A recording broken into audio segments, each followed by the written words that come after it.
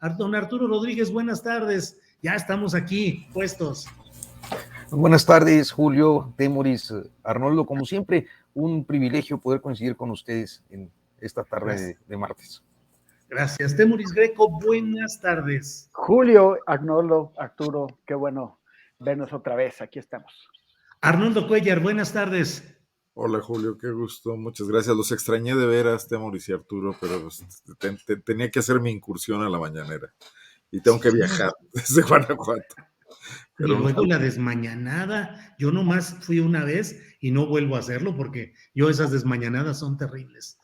Arturo Rodríguez. Una vez al mes. Una vez al mes. Vamos a poner cablebús Guanajuato, Palacio Nacional. Directo, Bien, bueno, vamos a iniciar con esta mesa y tenemos muchos temas. Arturo Rodríguez, una de las cosas que están llamando mucho la polémica ahorita es la asistencia de Felipe Calderón a Glasgow, Escocia, cuya cumbre tiene, entre otros patrocinadores, a Iberdrola, pero se ha hecho mucho ruido que si esconde el gafete, que a título de qué va, y finalmente pues por ahí anda él feliz de la vida exhibiendo fotografías con los poderosos del mundo. ¿Qué opinas sobre este tema? Por favor, Arturo. Pues mira, este tipo de cumbres suelen convocar a expresidentes de diferentes países y creo que, bueno, quienes hemos seguido las agendas presidenciales y a veces atendiendo también las de algunos expresidentes, vemos que con frecuencia hay este tipo de convocatorias, en especial con Calderón, que él organizó en su último año de gobierno, en 2012, pues una de las COP aquí, creo que justo la 21 o no recuerdo, pero el caso es que como jefe de Estado durante su periodo trató de mantenerse próximo a la agenda del cambio climático y ciertamente, de manera muy cercana con algunas transnacionales energéticas, como el caso de Iberdrola, como el caso de Repsol, de algunas otras españolas, que se proclaman inversionistas en energía limpia, ¿cómo pudiéramos decirlo? Como ecologismo capitalista, ¿no?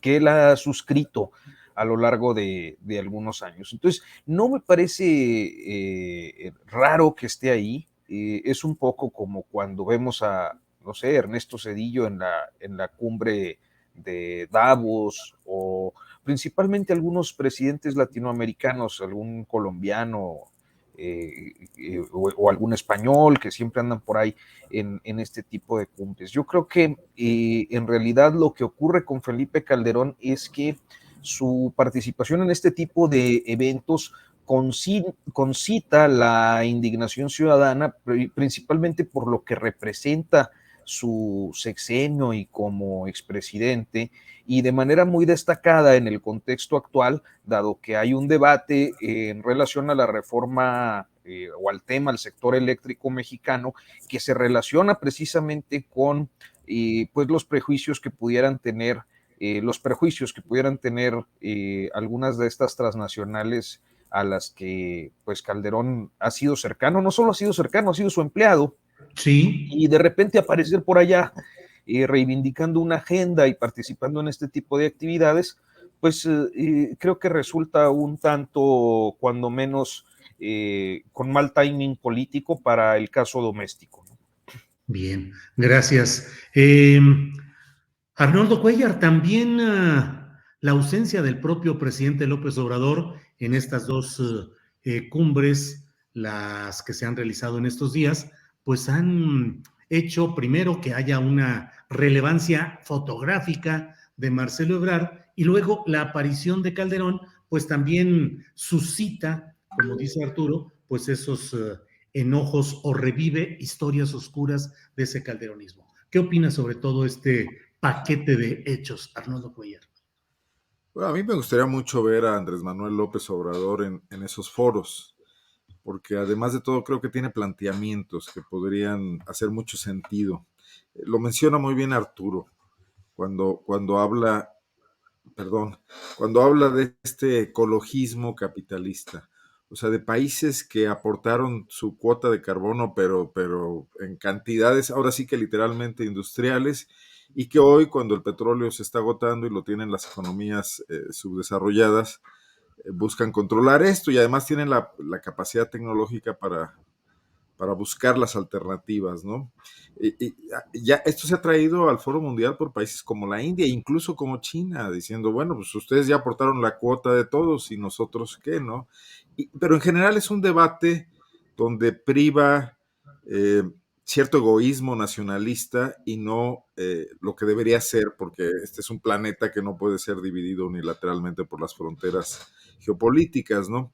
Y ya hay manera de entrar a ese debate y de discutir y de plantear que los países más desarrollados también tendrían que subsidiar la evolución tecnológica de los países que lo son menos y que están contaminando mucho, porque de por sí la pobreza es altamente contaminante, ¿no?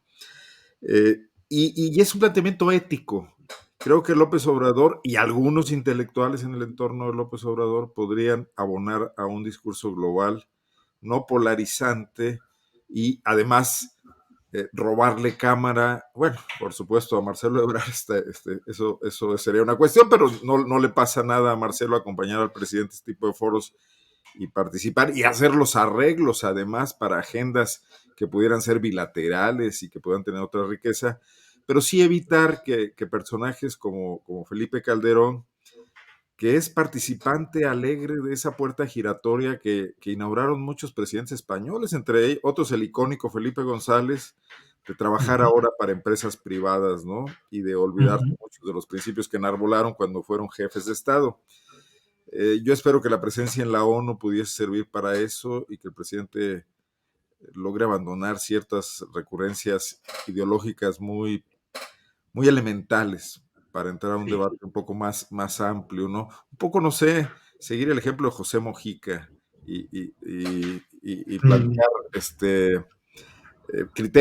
planteamientos éticos en el debate mundial, ¿no? Bien, Arnoldo, muchas gracias.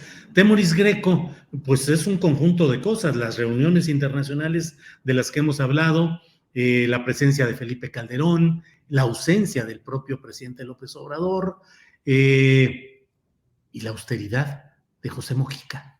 ¿Qué opinas, Temoris? Bueno, pero es que creo que así, mira, pensé que no tenía el audio. No, sí. Pues es que no le estás poniendo fácil, Julio. O sea, que comparar a esta gente con Mujica, pues es muy difícil. O sea, Mujica es totalmente lo opuesto, no solamente a lo que piensan, sino a lo que aspiran, ¿no? O sea, unos aspiran a dejar una huella positiva en la humanidad, una construcción. Una contribución y otros aspiran a hacerse ricos y es lo que están haciendo ellos. Yo sigo en la línea de lo que estaba diciendo ahorita el querido Arnoldo. O sea, el tema de la puerta giratoria, ¿no? Sales de la administración pública y de inmediato te incorporas a la empresa privada en la misma área en la que estabas trabajando como parte de la administración pública.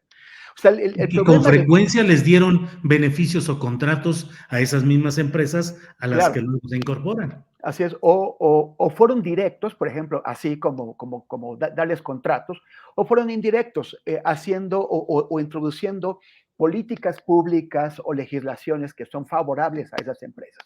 O sea, el tema no es, o sea, a mí me parecen tontísimos algunos ideólogos de la izquierda que están discutiendo si Calderón, o sea, en realidad si Calderón no mostraba su gafete. Eso es totalmente irrelevante. El problema de fondo se llama la captura del Estado. O sea que las empresas gigantes transnacionales y también las nacionales gigantes convierten la democracia en una fachada porque las decisiones que toma el electorado tienen menor peso en la determinación de las políticas públicas y de la legislación que el que tiene los intereses corporativos. Por ejemplo, pongamos el caso de un señor que ha vuelto a tener mucha relevancia que se llama Mario Draghi. Ahorita es el nuevo primer ministro de Italia desde hace unos meses. Antes fue presidente del Banco de Italia y de ahí pasó a ser presidente del Banco Central Europeo. Pero ¿de dónde viene Mario Draghi? él antes de hacer todo esto fue vicepresidente de Goldman Sachs.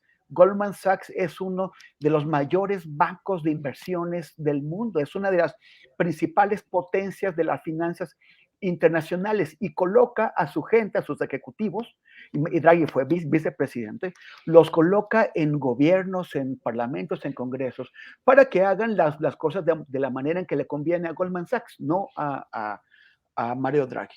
Esa es una de las, pero no a los italianos o no a los europeos. Esa es una ruta que las megaempresas, o sea, la de que las megaempresas manden a su gente, a sus ejecutivos a la política, como también hizo aquí FEMSA con Vicente Fox. Pero también está la otra ruta, que les ofrezcan chamba o sea, por ejemplo, los políticos siempre están preocupados porque dicen, bueno, si a mi partido le va mal o a mí me va mal en lo particular, ¿qué chamba voy a tener cuando salga de la administración pública? Pues las empresas les ofrecen ese espacio.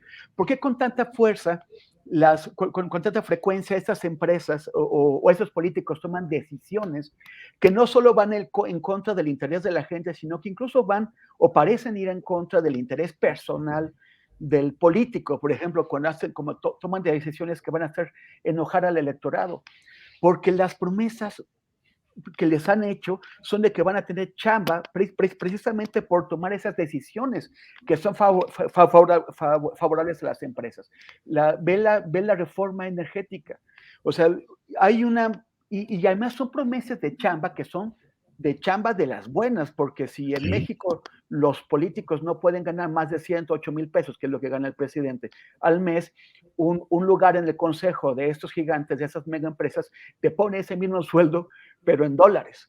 Y una vez y otra vez vamos a ver, o sea, este debate de si debemos prohibir o no que funcionarios de ciertos puestos pasen a la iniciativa privada. La idea es que pasen años antes de que puedan dar ese salto. Y te dicen que es injusto porque vas a echarles a perder la vida profesional. Pues entonces que no busquen esos puestos públicos si ya saben de qué va. Porque una y otra vez, por ejemplo, gente que está en el Instituto Federal de Telecomunicaciones sale de ahí y se va a grandes empresas de telecomunicaciones. O gente que está en la regulación de energía se va a empresas de energía. Entonces no representaban el interés público, sino el de quienes les ofrecían esta chamba. Ahí está Calderón.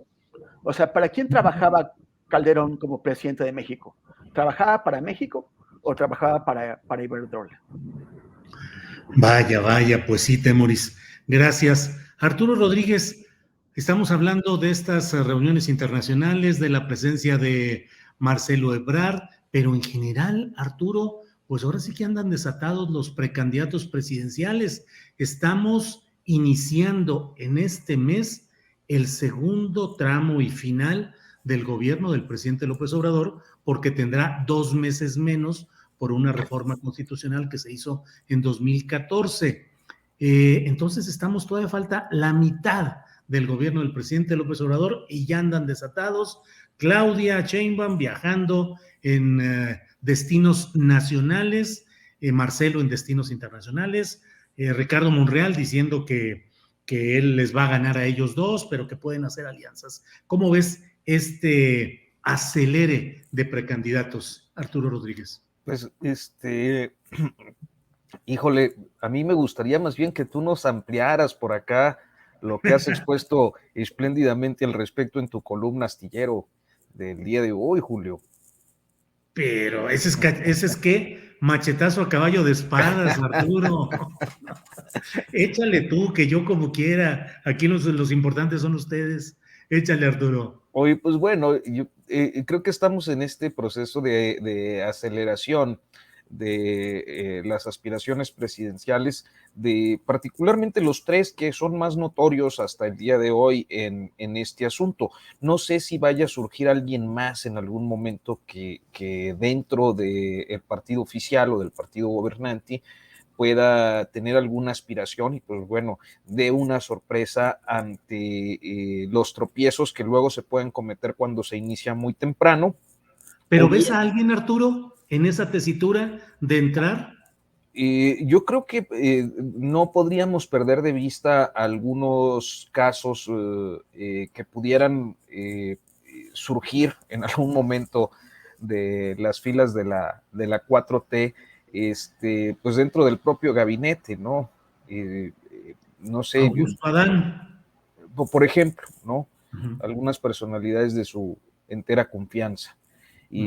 Pero por lo pronto, pues son ellos dos, ¿no? Monreal es como un tercero ahí, sí. En discordia, yo creo que tratando de acumular algún activo político que le permita dar el salto sexenal una vez más. Uh-huh. Y en ese sentido, pues creo que han iniciado muy rápido la construcción de su candidatura.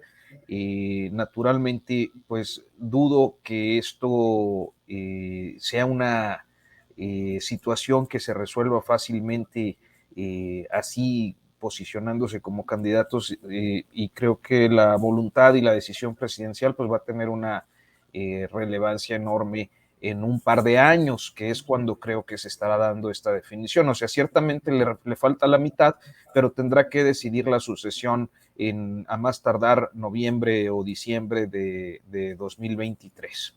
Entonces, y pues están a 2 años, y en estos 2 años lo que vemos es que hay toda una operación muy notoria de Marcelo Ebrard por construir una estructura que está provocando conflictos al interior de Morena, como tú oportunamente lo señalas en tu columna de hoy, especialmente porque a través de Mario Delgado, pues, y a través de Alejandro Peña, y creo que en buena medida a eso atiende el envío de Gabriel García a La Laguna para sacarlo un tanto de la operación a este padronero. Y lo que estamos observando, pues, es la construcción de una estructura ebrardista a partir de la estructura del propio partido, o de construir una estructura paralela en el partido, mientras que por el lado de Claudia Sheinbaum, me parece que hay un intento por construir relaciones en los estados de la República, especialmente en aquellos casos donde puede apelar, me imagino que en buena medida, a la agenda de género o a la empatía por género, con pues esta avalancha de gobernadoras que como nunca hemos tenido en el país, ¿no? Entonces, cada quien anda en lo suyo,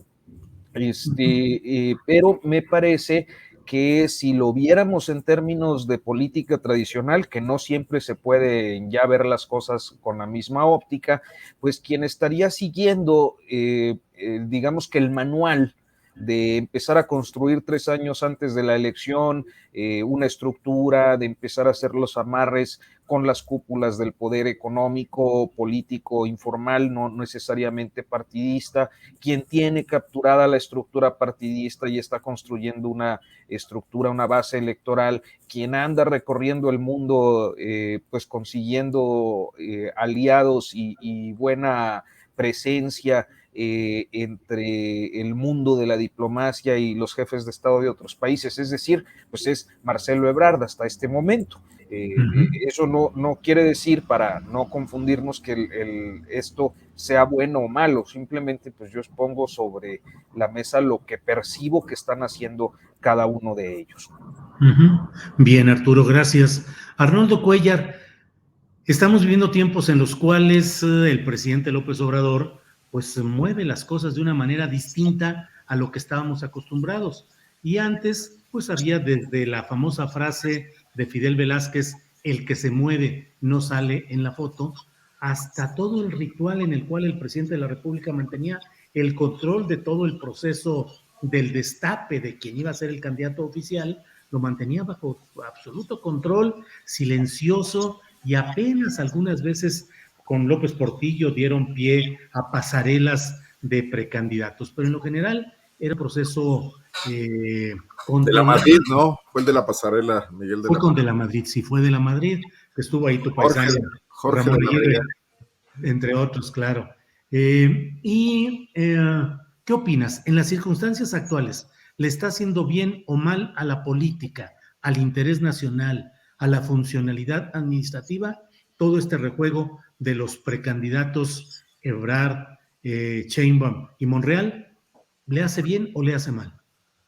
No, bueno, es complejo definirlo así de una sola vez, Julio, pero a ver, La frase de Fidel Velázquez, como todas las frases de Fidel Velázquez, era un retruécano para encubrir pues, la verdad, ¿no? Sí, Realmente el presidente movía a los que quería y a unos los movía incluso para quemarlos sí. y a otros los preservaba y era un juego, había presidentes más hábiles, había otros a los que se les voltearon las circunstancias, como a Díaz Ordaz con Echeverría, etcétera, pero era un juego de un solo hombre.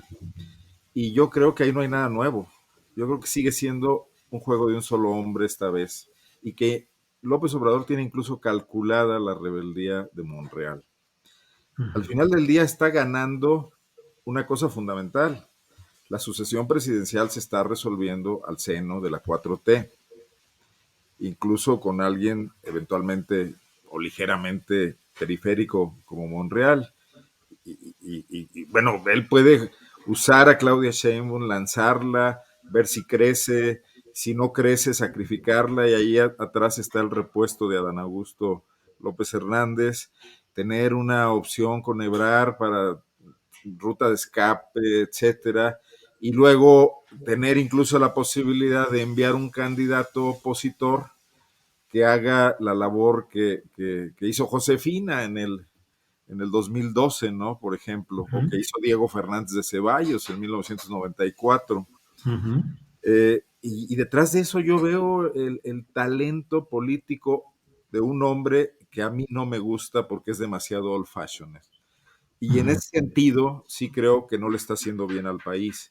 Y creo que el presidente está deponiendo ya la agenda de la transformación, del combate a la corrupción, de mover al elefante reumático, de superar rezagos graves en muchas áreas por estar ya metido en el tema de la sucesión presidencial que le garantice a su movimiento más tiempo para poder llevar a cabo esa agenda, pero que tampoco nos sirve de mucho si sencillamente esa agenda lo que está haciendo es patear el bote para volver al sistema métrico sexenal y al mantenimiento del poder en un grupo y no al tema de resolver los problemas del país, que muchos creímos que era lo que estábamos rompiendo cuando se optó por un candidato de izquierda, ¿no? Aquí no cuentan ni López, ni Fox, ni Calderón, porque Fox y Calderón no conocían ese ritmo de la sucesión presidencial y fue obvio, ¿no? Como Vicente Fox sacó ahí a un desmadejado candidato como Santiago Krill, que se lo hicieron pedazos en la primera vuelta, es, Ujú. únicamente con la estructura panista. Y bueno, ya ni hablar de Calderón, que sencillamente se dedicó a comprar un avión para sobornar a Enrique Peña Nieto, entre otras muchas cosas, ¿no? Ujú. Entonces, ese es un paréntesis, pero yo creo que el observador retoma esa tradición política o esa costumbre, no sé cómo llamarlo, esa fenomenología quizás de la Ujú. sucesión presidencial priista que ha sido la causa de muchos de los problemas que tenemos por la falta de Ujú. continuidad, por los rezagos, por la posposición de objetivos claros en política que hacen que muchos de nuestros problemas acumulados estallen en un momento dado, ¿no? Gracias, Arnoldo. Temoris Greco, el propio presidente de la República fue quien en su momento casi dio el banderazo de salida a este proceso adelantado de los precandidatos y postuló 6 nombres y dijo que eran las corcholatas, que él estaba en la idea del destapador. Ahí empezó todo esto y ahí va caminando con una preponderancia desde mi punto de vista, pues de dos personajes, de Marcelo Ebrard y de Claudia Sheinbaum fundamentalmente. Claro que ahí están pues el propio Adán Augusto, que todavía no llegaba al destape de corcholatas, todavía no era él una de las corcholatas posibles. Pero te pregunto, Temoris, esa recurrencia al viejo estilo del destape, de las corcholatas, del rejuego, de todo esto, va acorde con los propósitos de cambio político que se plantearon en 2018 con la llegada del presidente López Obrador, por un lado, y algo que dijo Arnoldo que me llama mucho la atención, el hecho de que ya se esté deponiendo los afanes transformadores profundos, como si ya se estuviese en el tramo final y ya más bien hay que arreglar la sucesión y ver si el que venga completa algo o mantiene, en fin. ¿Cómo lo ves, Temoris? Sí, esa imagen que puso Andrés Manuel del destapador, pues en primer lugar no se hace un favor a sí mismo ni a su propio discurso, ¿no? Porque cada vez que dice algo muy extraño, siempre llega alguien, alguna gente a decirte, no, pero es que lo que realmente Andrés Manuel quiere decir es esto. Pues no sé qué es lo que realmente quiere decir, pero lo que está diciendo es que él es el destapador. Y eso, pues, hasta todas las promesas de renovación que hace, pues no parece hacerle justicia, porque así es el sistema político mexicano priista, es como siempre fue, como se hizo durante casi todo el siglo XX, y ahora pues está regresando a eso. Tampoco les hace ningún favor a las personas que mencionó, porque sí los está colocando ya ni siquiera como tapados, o sea, ya son las corcholatas, ¿no? Entonces dices, ¿de qué estamos hablando? O sea, son figuras políticas autónomas con valores propios, con propósitos propios, o son las corcholatas que está barajando el señor de las corcholatas, que es el presidente. O sea, eso está muy feo. Y me parece que no, pues sí parece que, o sea, todo el mundo está preguntándose si Claudia es la que está en el corazón de Andrés Manuel, si es Marcelo, o sea, como nos preguntábamos con López Portillo, o con Salinas, o con todos, o sea, es el viejo estilo. Y eso, bueno, para toda la renovación es muy penoso. Claudia cada vez más volcada, o sea, obviamente aceleró la disputa de la sucesión, tristemente, porque los precandidatos pues se concentran más en sus campañas que en hacer sus cosas, y también en muchas cuestiones, muchos actos de simulación. O sea, yo creo que el más evidente en esa simulación pues es Ebrard en estos días, ¿no? Por ejemplo, todo este tema de la iniciativa para reemplazar a la OEA no va absolutamente a ningún lado. Nadie les está haciendo caso, nadie, ni Argentina, nadie les está haciendo caso, porque es una ocurrencia, nada más. Es una cosa que le da algún brillo a quién, al canciller, porque si alguien puede impulsar eso, podría impulsar eso, si hubiera con que no lo hay, pero si alguien tuviera esa posibilidad, pues es el canciller. Si vas realmente a reemplazar a la OEA, necesitas dejar a Marcelo Ebrard en la presidencia, porque sería la única forma de darle continuidad a ese esfuerzo. Luego sigue el show que acaba de hacer Ebrard en la reunión, en la cumbre del grupo de los 20, en donde se dedicó de fan cazafotos, o sea, a hacerla del fan que anda detrás de todas las figuras para ver, sepas o no quiénes son, si su nombre o no, si parece famoso, te tomas una foto con esa figura y ya después averiguas quién era. Sí. Fotos de simulación, gente que iba pasando por ahí y, ay, mira, te tomo la mano y nos tomamos una foto. O sea, fue penoso. Y se dedicó a tuitearlas así, bueno. Y luego, lo que me parece más grave de todo esto, lo de la cumbre del clima. La cumbre del clima que va a México, ¿qué lleva a México a la cumbre del clima? O sea, eso es lo que me parece más dramático y uno de los grandes hoyos, que serán hoyos históricos, que tiene este gobierno. Es pésimo que Calderón, un expresidente de México, se haya convertido en el servidor de Iberdrola, pero ¿qué es peor? ¿Qué pasa con el gobierno en turno? O sea, ¿qué pasa cuando es urgente reforzar la lucha contra el cambio climático?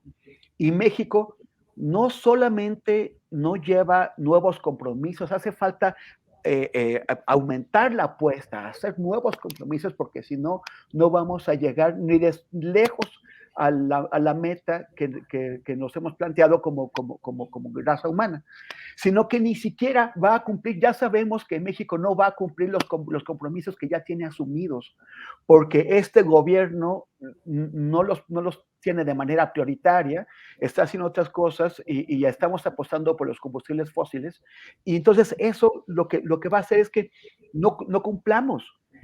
Ya no somos, o sea, obviamente no somos una locomotora de la lucha contra el calentamiento global. Tampoco somos vagón, ni siquiera somos cabús. México es de los países negligentes e irresponsables que están metiendo el freno. Híjole, pues sí, efectivamente es muy complicado todo lo que está pasando en nuestro país. Hay de veras una crisis ambiental y una incapacidad gubernamental, no de ahora, sino acumulada, pero sostenida también ahora de desatención y de complicidades a niveles bajos operativos para facilitar negocios y agresiones al medio ambiente. Gracias, Temoris. Arturo Rodríguez, ahora voy a devolver yo el machetazo ya que invocaste la tal columneja esa a la que yo le pongo mi nombre y apellidos, este, abordé hoy el tema pues de los pleitos que hay en Morena. El discurso o el señalamiento de Taibo en el Consejo Nacional de Morena, donde le dice a Mario Delgado que renuncie si no entiende lo que de Morena se dice en el país relacionado con las candidaturas, con las elecciones, y dice, Morena no sirve al país en este momento así. Luego, John Ackerman critica duramente la gestión de la propia Berta Luján, presidenta del Consejo Nacional de Morena, y desde luego de Mario Delgado, que ya lo venía haciendo. Pedro Miguel Navegaciones, @Navegaciones, dice, no es el momento de las cuchilladas, sino de ponernos a trabajar para propósitos concretos. ¿Cómo ves todo ese pleito que Arturo, pues me recuerda a los momentos del PRI, porque cuando el PRI era el partido en el poder, pues toda la atención se centraba ahí, porque lo que Claro. sucediera ahí iba a tener mucha trascendencia. ¿Qué opinas de todo esto, Arturo? Bueno, mira, a ver, perdón, Pedro Miguel parece Winnie the Pooh, ¿no? Todos somos amigos y no se peleen, pero no, no están las cosas para eso en Morena, ni en el morenismo, ni en el López Obradorismo, dentro o fuera de Morena. Y la razón fundamental pues tiene que ver con que como ocurrió, y sé que esto no le gusta a mucha gente escucharlo, pero así es, con la fundación del Partido Nacional Revolucionario a finales de los años 20, ocurrió con Morena, que es la reunión de diferentes corrientes ideológicas, de diferentes corrientes de pensamiento, de diferentes grupos de poder político y económico, naturalmente, sindical, caciquil en muchos casos, que pues no tienen un pensamiento hegemónico. Además, creo que no es deseable que exista un pensamiento único y a veces creo que tenemos esta tentación con bastante frecuencia, sobre todo en tiempos tan polarizados como estos. Por eso a mí no me gusta esto de blanco, negro, conservador, liberal, neoliberal y etcétera, porque creo que nos nubla los matices del abanico de opciones que existen y que dentro del propio morenismo pues nos permiten observar que no es monolítico y que hay expresiones tanto de formas de pensar como de actuar que pudieran tener pues consecuencias en el futuro de eso que intenta convertirse en un partido político una vez que no tengan pues el liderazgo moral de Andrés Manuel López Obrador. ¿Y de qué estoy hablando? Bueno, pues concretamente decía hace unos momentos, y es algo en lo que he venido yo insistiendo desde hace meses, en la forma en la que el grupo de los padroneros de Morena, encabezados por Gabriel García Hernández,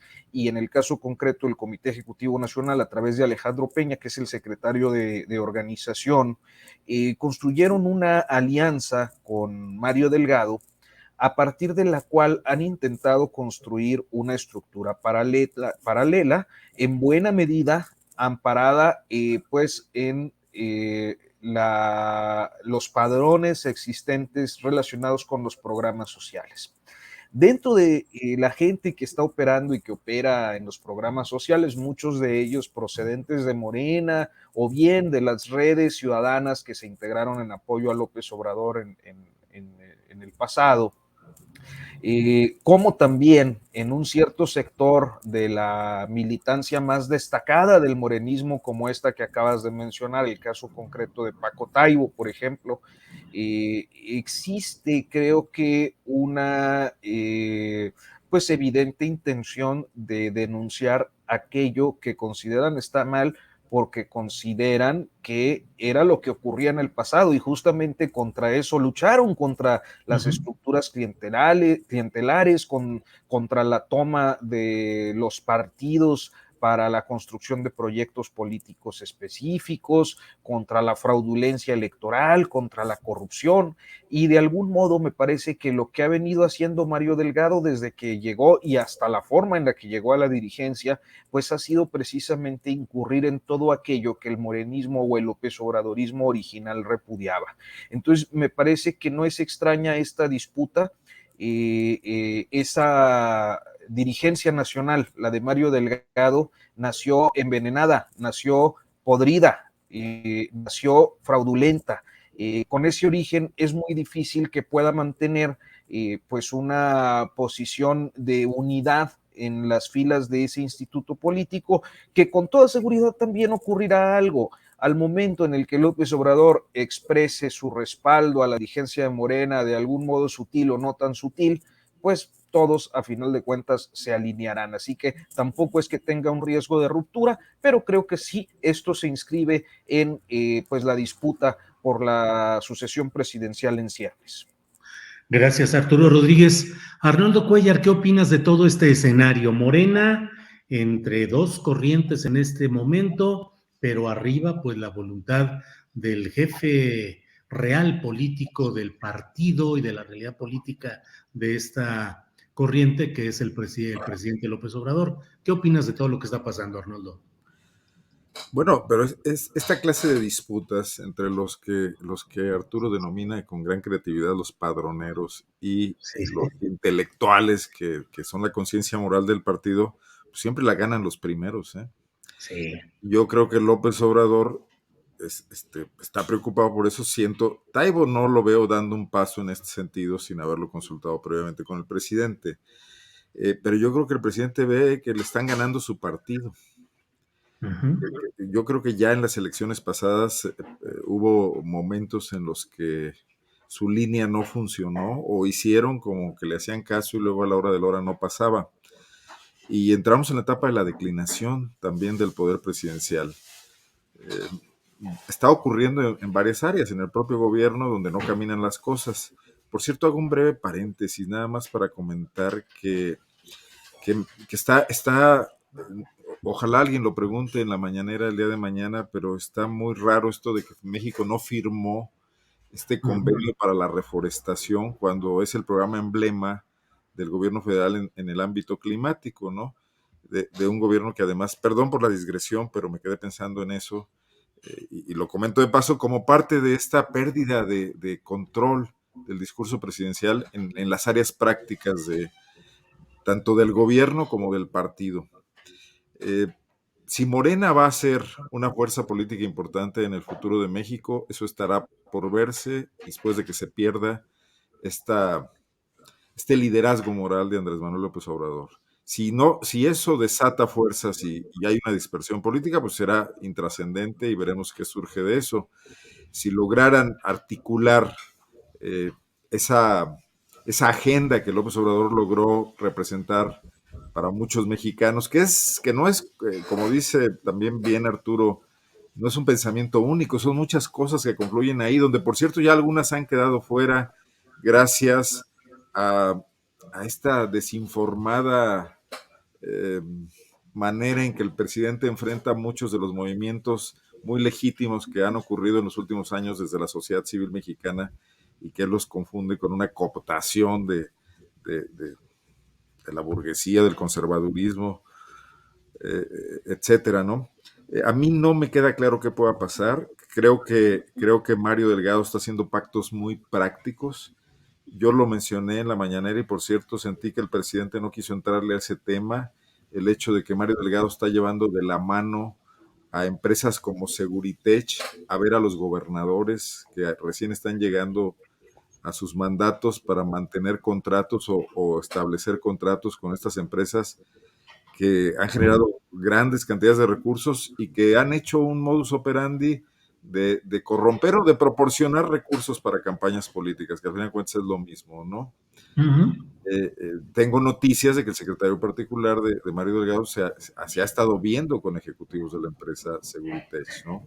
Y que ha estado llegando por ese conducto Seguritech a gobiernos como el de Michoacán, por ejemplo, ¿no? Bien. Entonces, pues es complejo ese asunto que planteas, Julio, y vamos a ver su desenlace, ¿no? Claro. Arnoldo, gracias. Temoris Greco, estamos hablando sobre Morena y el proyecto general de la 4T. Pragmatismo para conservar el poder o arriesgarse manteniendo fidelidad a la doctrina, arriesgarse a perder el poder. Pareciera que un poco esa es la discusión de fondo en la que están muchos morenistas. ¿Qué piensas, Temoris? Pues no sé, veo es una tendencia de largo recorrido, ¿no? O sea, viene desde hace muchísimo tiempo. O sea, pienso cuando la izquierda socialista, la izquierda que venía del Partido Comunista Mexicano y del Partido Mexicano de los Trabajadores y también de organizaciones sociales como los cívicos, pues se asociaron como aliados subalternos, en condiciones de subalternidad, con el nacionalismo revolucionario, con aquel grupo que se desprendió con la decisión del PRI. Y quedaron en condiciones de subalternidad que nunca pudieron remontar. Después, esta misma alianza fue sometida por unos que llamamos pragmáticos, pero usamos esa palabra pragmáticos como eufemismo de corruptos, que es los chuchos y todos los grupos que se asociaron alrededor, grupos que hicieron de la distribución de cuotas de poder y de recursos financieros su mecanismo de reclutamiento, de cooptación y de simulación democrática para planchar en todo tipo de elecciones internas, para planchar a esa alianza de nacionalistas revolucionarios y de la izquierda que había estado así. Y así hicieron pedazos el PRD.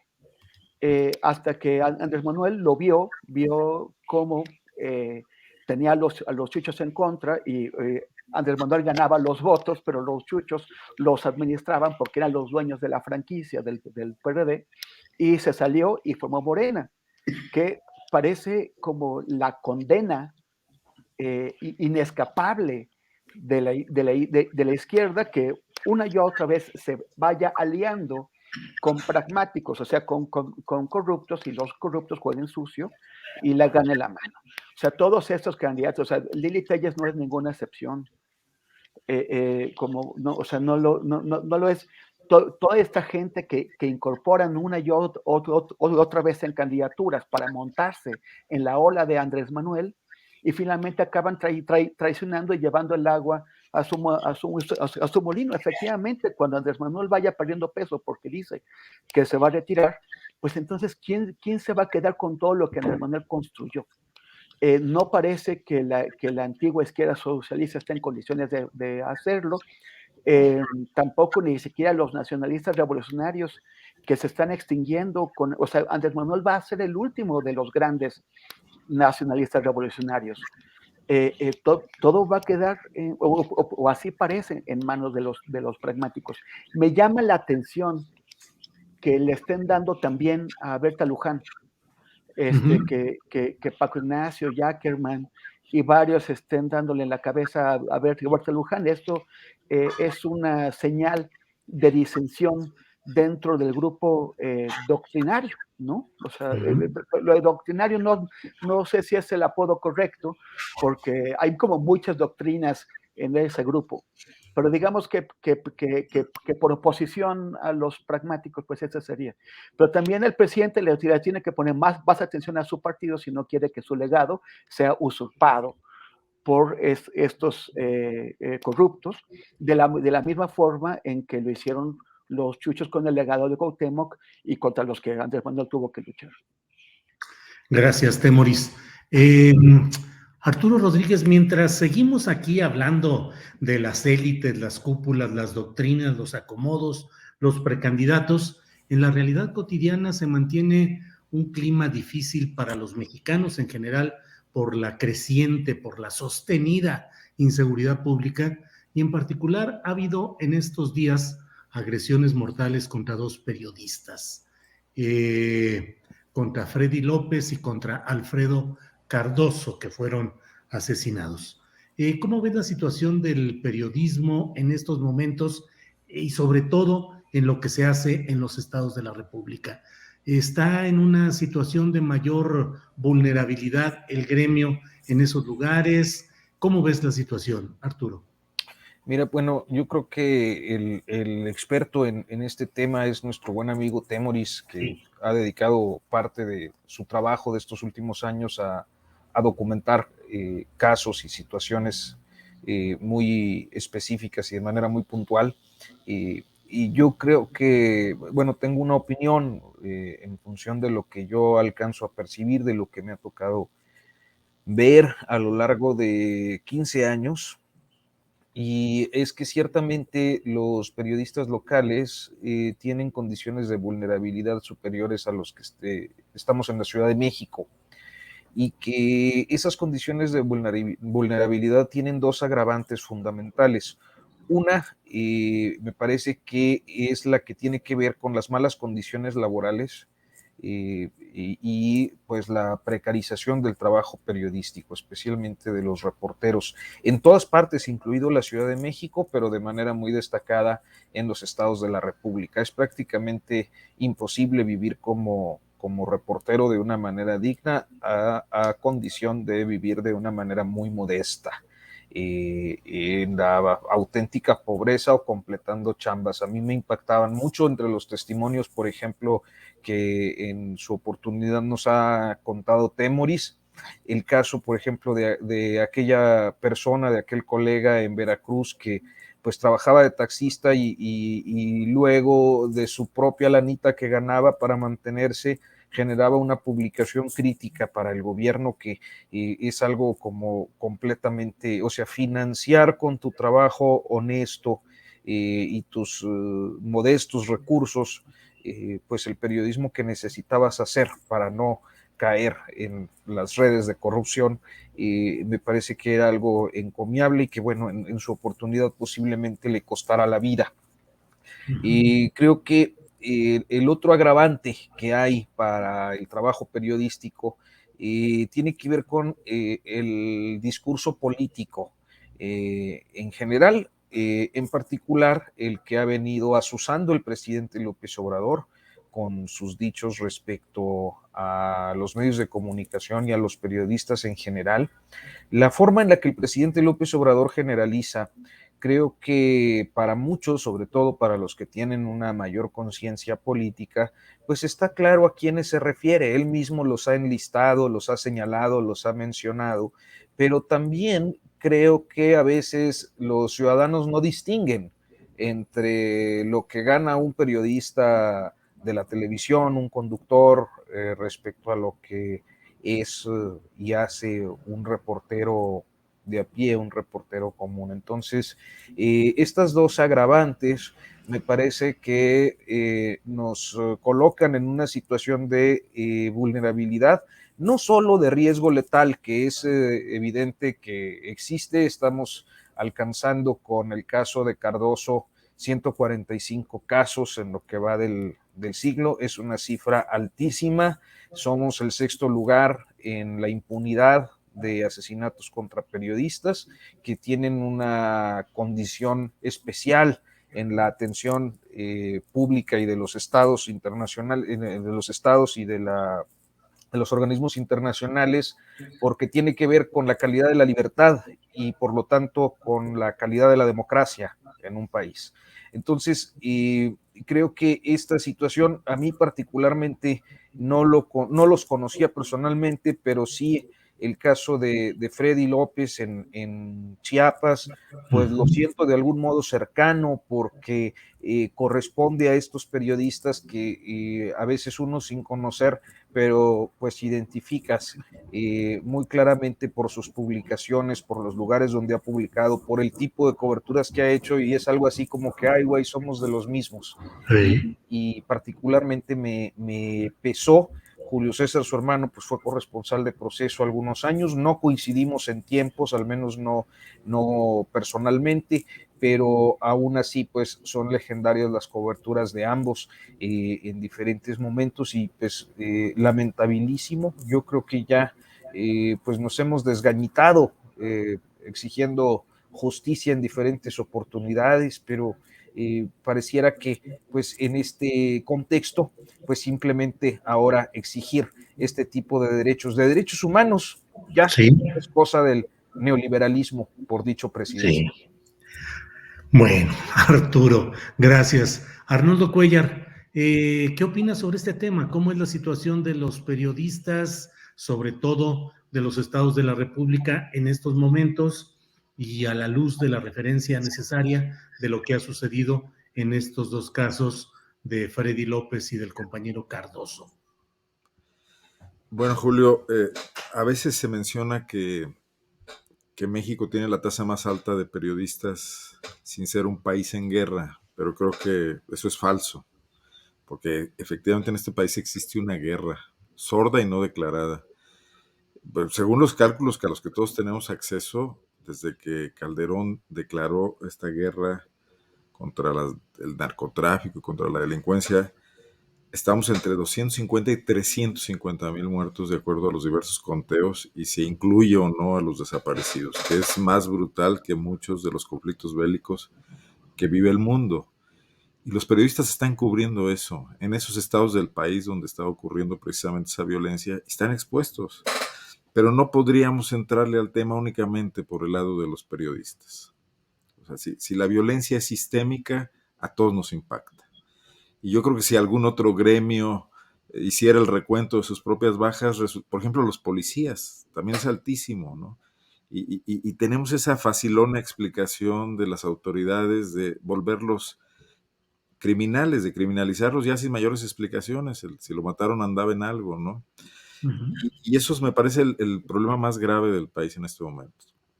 En Guanajuato, por ejemplo, ha habido ya alertas de al menos 4 países por la violencia que se vive en el estado. Estamos hablando de Estados Unidos y Canadá, nuestros socios del TLC, de Alemania y de Alemania y de Japón, que advirtieron a sus connacionales no circular por la carretera principal y más transitada, que es la que atraviesa Guanajuato, la México-Laredo, ¿no? Uh-huh. Aquí ha habido pocas bajas de periodistas. Hay otro tipo de situaciones, pero solamente tenemos que en los últimos años por lo menos 2 periodistas asesinados, uno en Comonfort y otro en Salamanca, y el de Salamanca más claramente una agresión por su trabajo, y el otro no lo hemos sabido bien a bien, las autoridades tampoco lo han esclarecido nunca. Pero en otros estados del país no, sobre todo en estos, los que vemos ahora, Guerrero y Chiapas, pero tendríamos que voltear a ver eso de forma conjunta. Por eso sí me parece que es demasiado frívolo que el movimiento que pretendía transformar al país ahora esté preocupado por una sucesión presidencial artificial, artificiosa, y no por atender eso que dijo desde un principio que iba a ser su principal preocupación, ¿no?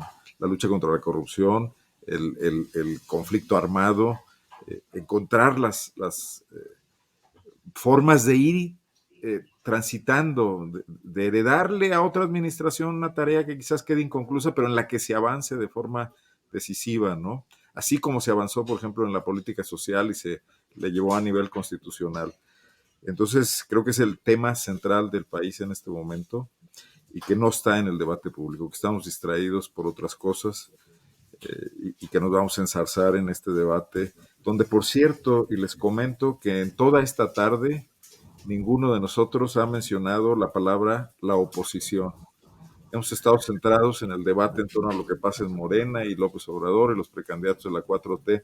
Ni siquiera hemos comentado que Marco Cortés ya dijo que va a perder casi todas las gubernaturas del próximo año. Ya nos parece tan irrelevante eso que no le hemos dado espacio, ¿no?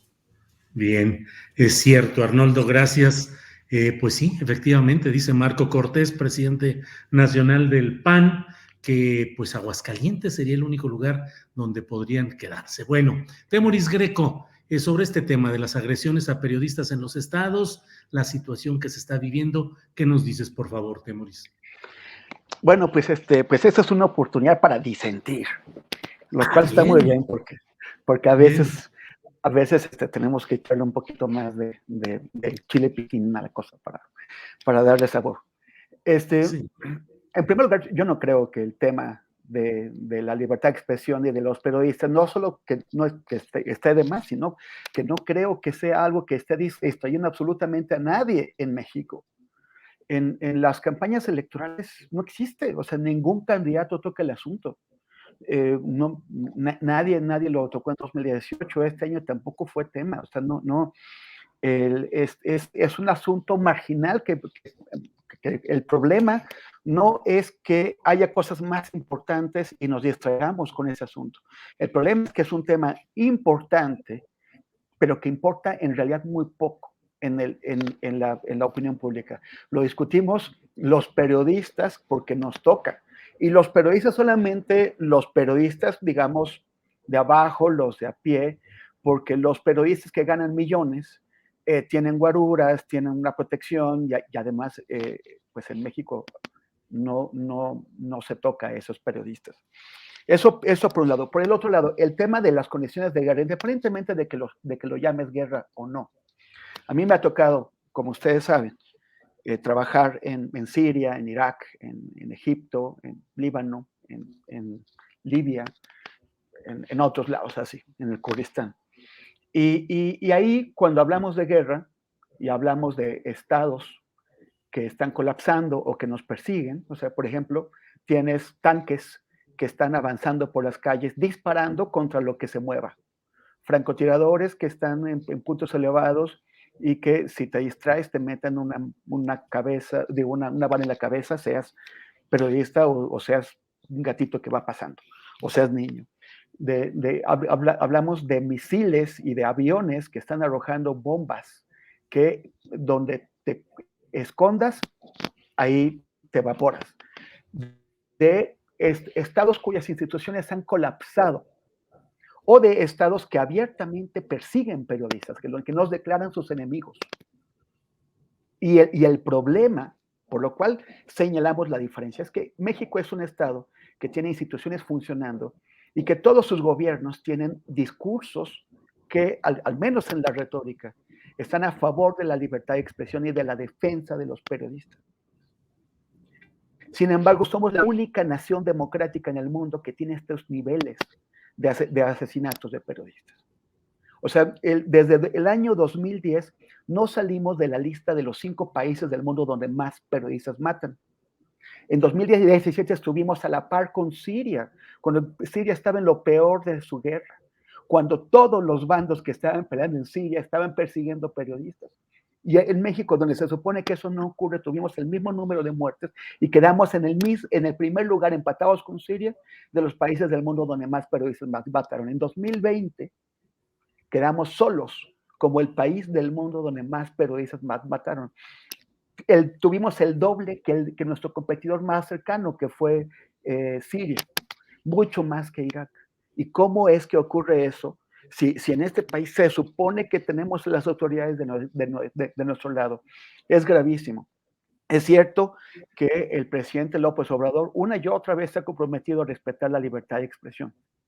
Y probablemente en su corazón está más a favor de la libertad de expresión que lo que estuvo Peña Nieto, Calderón, Fox y todos los que vinieron antes.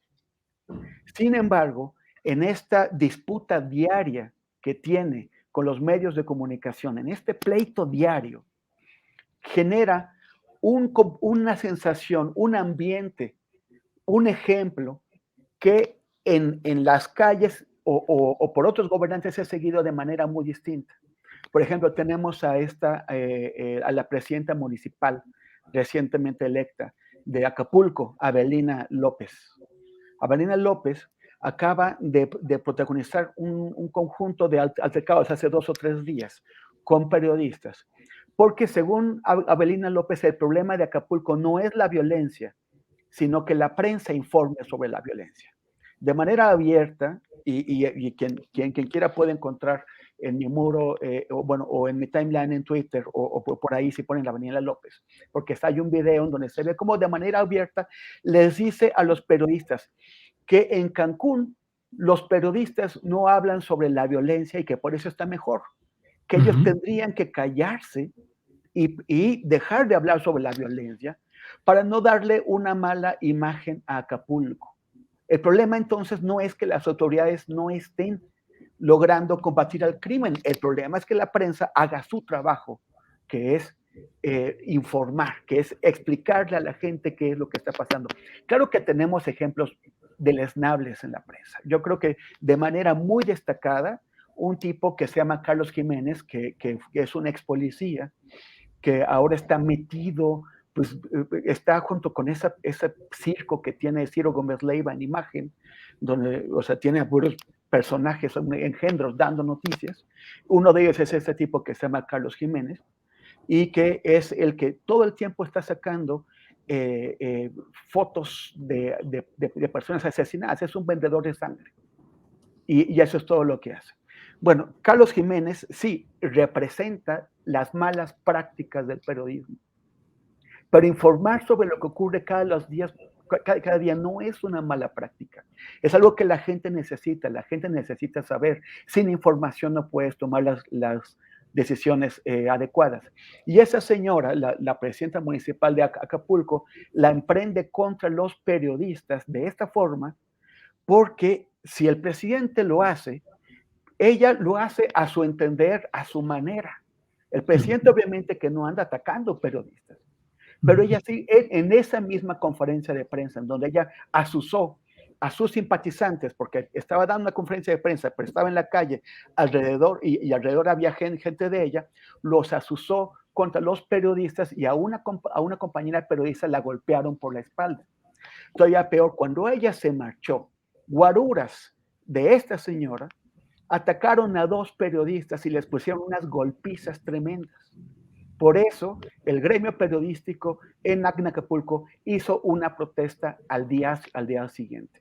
No, a mí no me parece mal que el presidente tenga su derecho de réplica, pero el problema de su derecho de réplica es que él lo está ejerciendo en un país que no está acostumbrado a respetar la libertad de expresión, ni está acostumbrado a respetar al que piensa distinto, ni al que informa aquello que preferirían algunos que no se informara.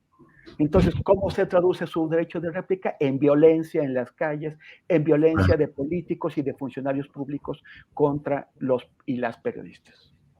Gracias, Temoris Greco.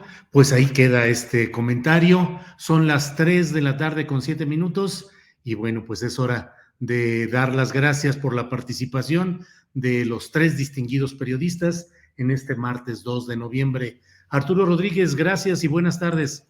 Gracias a ti, Julio, gracias a Temoris y Arnoldo, como siempre, y a quienes nos han seguido en esta transmisión. Es un gusto, y bueno, pues no me resta más que invitarles, como siempre, a que sigan por ahí el canal de YouTube de Notas sin Pauta, que seguimos ahí subiendo contenidos en estos días. Hay una serie de entrevistas nueva que seguramente les va a gustar. Acabamos de empezar con Monero Rapé, gran amigo, colega, y bueno, pues esta serie se llama Definiciones, así que por ahí los esperamos. Muy bien, gracias. Gracias, Arturo. Arnoldo Cuellar, gracias y buenas tardes. Julio, un gusto como siempre. Arturo, muy bien. Felicidades por esas iniciativas. Temoris, no veo contradicción realmente entre lo que dije y lo que dijiste tú. Coincido y creo que la distracción yo la veía en el juego sucesorio, no tanto en el tema de hacer énfasis en la violencia que vivimos. Pero como siempre, un gusto compartir aquí con los 3. Gracias, Arnoldo. Temoris, gracias y buenas tardes. Ay, Arnoldo, qué decepción. Oye, yo estaba muy feliz porque habíamos encontrado un punto de contradicción. No, así que chiste. Bueno, gracias. Sí, cacho, ya no entiendo. Pero vamos poniendo esos puntos al principio, porque si no ya el tiempo nos come. Al principio pongamos todos los puntos de disenso. Pero bueno, sé que van saliendo sobre la marcha. Gracias, Temoris. Buenas tardes. Gracias, Julio, Arturo, Arnoldo, y pues los invito a seguirme en Instagram, Facebook, en Twitter como @Temoris. Gracias y nos vemos el próximo martes. Gracias, hasta luego. Adiós.